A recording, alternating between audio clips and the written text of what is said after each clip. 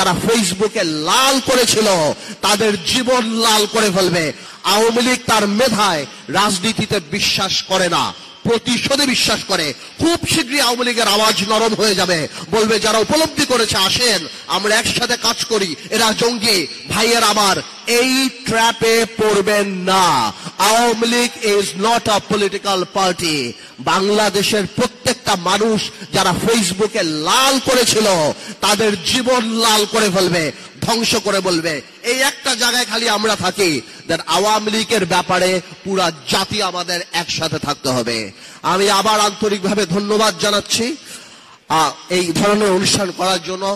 আমরা আন্তরিকভাবে আমরা সারা বাংলাদেশে দোয়া করি যে এই জুলাই আগস্টে যারা আত্মত্যাগ করেছেন এবং গত 17 বছরে বিএনপি থেকে আরম্ভ করে, জামাত ইসলামী থেকে আরম্ভ করে, অন্যান্য রাজনৈতিক দল থেকে আরম্ভ করে, আমাদের রাজনৈতিক দল বাংলাদেশ জাতীয় পার্টি থেকে আরম্ভ করে যারা এই জেল খেটেছে, নিহত হচ্ছেন, সবার আত্মার মাগফিরাত কামনা করছি।